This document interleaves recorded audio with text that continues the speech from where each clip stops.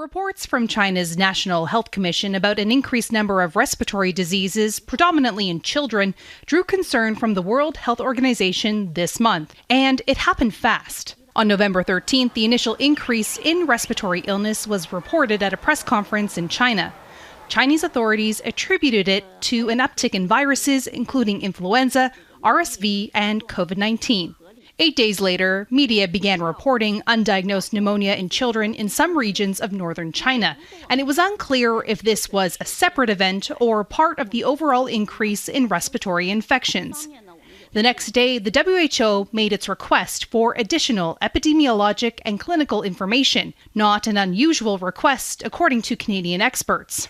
It's very reasonable, as they would in any other place where there's a cluster of infections that appear to be transmissible among a larger group of people. In a teleconference Thursday with the WHO, Chinese officials said they did not detect any unusual or novel diseases in the country. Experts say post-pandemic, transparency is paramount. It is absolutely essential that trust that many people have lost in governments, in government response, and also in science, unfortunately, during COVID, that this is regained. The world is rather sensitized to this, as we should be.